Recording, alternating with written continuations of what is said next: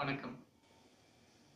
பொதுவாவே நம்மளுடைய இன்னைக்கு நான் பேச வந்த கருத்து என்னன்னாக்கா, எனக்குள்ள உள்ளார்ந்த கருத்து தான் நான் வந்து எப்பயுமே எல்லாருக்கும் ஷேர் பண்ணுவேன். நெறைய நான் இன்னும் ஷேர் பண்ணுவேன். எல்லாரும் அத கண்டிப்பா பார்க்கணும்.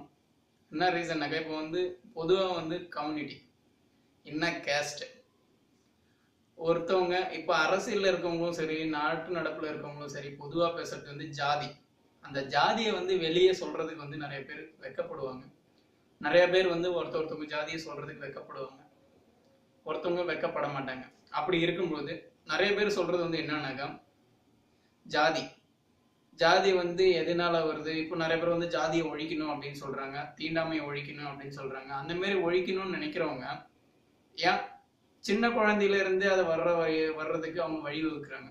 எப்படின்னாக்கா, ஒரு குழந்தைய கொண்டு போய் ஸ்கூல்ல போய் நம்ம சேர்க்க போகும்போது ஃபர்ஸ்ட் அவனுடைய நேமு, அவனுடைய அப்பாவுடைய பேரு, அவனுடைய அட்ரஸ், அதுக்கு அடுத்தது அவனுடைய ஜாதி தான் அங்க வந்து கம்யூனிட்டி, எந்த கம்யூனிட்டி அவன் சேர்ந்தவன் அப்படின்னு சொல்லிட்டு அங்க அவனுடைய இது ஸ்டார்ட் ஆகுது. அங்க ஸ்டார்ட் ஆகி அவனுடைய லைஃப் லாங் வரைக்கும் அந்த கம்யூனிட்டி வந்து அவனை வந்து பாதிப்படைகிறது. அந்த கம்யூனிட்டி அங்க பேஸ் பண்றதுனால தான் லாஸ்ட் வரைக்குமே ஒரு எக்ஸாம், என்ட்ரன்ஸ் எக்ஸாம் எழுதுனா கூட அவன் கம்யூனிட்டியை பேஸ் பண்ணி தான் அவனுக்கு கட் ஆஃப் மார்க் வைக்கிறாங்க. அதே அந்த கம்யூனிட்டியை வந்து பேஸ் பண்ணாம அவனுக்கு கட் ஆஃப் மார்க் வைக்காம எல்லாருக்குமே ஈவனா மொத்தமா இருக்கிறது ரெண்டு ஜாதின்னு தான் சொல்றாங்க. ஒன்னு ஆண் ஜாதி, இன்னொன்னு பெண் ஜாதி அப்படின்னு சொல்றாங்க.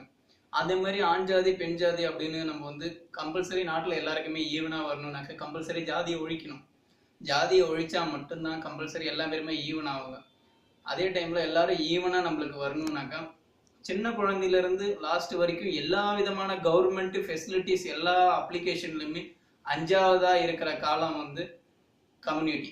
நீ எந்த கம்யூனிட்டி, அந்த கம்யூனிட்டி ஏன் ஒழிக்க முடியாது? ஏன் கம்பல்சரி அரசியல்ல இருக்கிறவங்களும் சரி, நிறைய பேருமே தீண்டாமையை ஒழிக்கணும்னு நினைக்கிறவங்க இருக்கட்டும், எல்லா பேருமே அந்த கம்யூனிட்டின்ற ஒரு வாக்கை வந்து எடுக்க முடியாதா? ஜாதின்ற வாக்கை எடுத்துக்க எல்லாருக்குமான கரெக்டான கட் ஆஃப் மார்க்லாம் எல்லா பேருமே பாஸ் ஆகும். எல்லா பேருமே கரெக்டான இதுல கட் ஆஃப் மார்க்னு வரும்பொழுது அவனுக்கு வந்து டக்குன்னு வேலை கிடைச்சிருது, எனக்கு வேலை கிடைக்கல.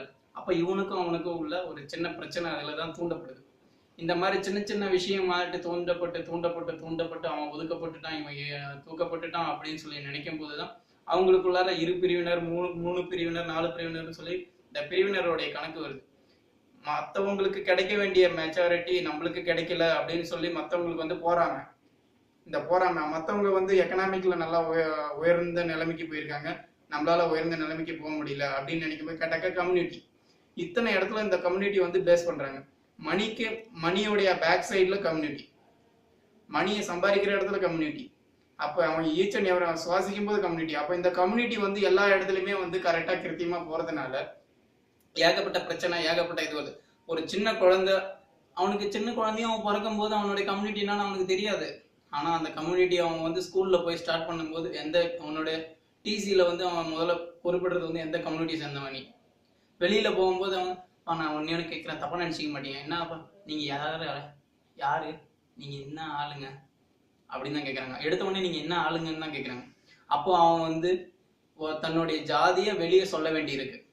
அது நம்ம அந்த ஜாதின்ற வார்த்தையை அவங்க ஒழிச்சிருந்தாங்கன்னா, ஆரம்பத்துல இருந்தே ஒவ்வொரு அப்ளிகேஷன் ஃபார்ம்லயும் அந்த ஜாதி அப்படின்றத ஒழிச்சிருந்தாங்கன்னா, கம்யூனிட்டின்ற ஒரு வார்த்தையை ஒழிச்சிருந்தாங்கன்னா இந்த நிலைமைக்கு வந்திருக்காது. அதே டைம்ல ஒவ்வொருத்தவங்களும் அவங்களுடைய ஜாதி இதுதானே. தமிழ்நாட்டுல மொத்தம் 73 ஜாதி இருக்கு. தமிழ்நாட்டுல மொத்தம் 73 ஜாதி இருக்கு. அப்ப எந்த லெவலுக்கு அவங்க வந்து மோட்டிவேஷன் பண்ணியிருந்தாக்க 73 ஜாதி வந்திருக்கும் நினைச்சு பாருங்க. இது பண்டு தொட்டு, அதாவது வந்து அரசர்களா இருக்கட்டும், அதுக்கு முன்னாடி தெய்வம் கடவுள் அப்படின்னு வழியா வந்ததா இருக்கட்டும். ஆனா மக்களே மக்களால் ஆகணும் ஆச்சு, மக்களாட்சின்னு இருக்கும் பொழுது இந்த மக்களாட்சி சொல்றாங்க நாங்க தீண்டாமையை ஒழிக்கணும், தாழ்த்தப்பட்டவர்கள் மேல இருக்கவங்க எல்லா பேருமே ஈவனா போகணும் அப்படின்னு நினைக்கிறவங்க எல்லா பேருமே ஏன் இதை நீங்க ஃபாலோ பண்ணியிருக்க கூடாது? நிறைய இயக்கங்கள் இருக்கு, நிறைய திராவிட கட்சி இருக்கு, நிறைய மேல வர்ற நிறைய பகுத்தறிவாளர்கள் நிறைய பேர் இருந்திருக்காங்க. ஏன் இருந்தவங்க ஏன் இந்த ஒரு வார்த்தையை செய்யல? அதான் என்னுடைய கொஸ்டின். இது ஒவ்வொருத்தவங்களும் நினைச்சு பாருங்க. நான் கேட்கறது வந்து சரியா தப்பான்னு உங்களுக்கே தெரியும். உங்க பையனே கூட நீங்க போய் ஸ்கூல்ல போய் சேர்க்க போகும்போது வந்து என்ன கம்யூனிட்டி அப்படின்னு கேட்கும்போது கொஞ்சம் தயங்குவாங்க. நினைச்சு பாருங்க. அந்த தயங்கும் போது அதே டைம்ல ஒருத்தவங்க நல்ல அதிகமா அப்படி அதுல வந்து ஜாதி வேற்றுமைன்ற ஒரு இதை வந்து அப்பயே அந்த உணர்வை வந்து சின்ன குழந்தையிலேயே வந்து அவங்க வந்து போதிப்பிக்கிறாங்க. அந்த சின்ன குழந்தையிலே அதை போதிப்பிக்கிறதுனால தான் அவன் ஃபியூச்சர் வரைக்கும் அது வந்து பாதிக்கிறது. அதே டைம்ல முக்கியமா வந்து எனக்கு பொறுத்த வரைக்கும் அரசு வேலையா இருக்கட்டும், தனியார் வேலையா இருக்கட்டும், இந்த கட் ஆஃப் மார்க்குன்னு சொல்லி வைக்கும் பொழுது எல்லா பிரிவினருக்கும் தனித்தனி இதுன்னு சொல்லி ஒதுக்குறது தவறு.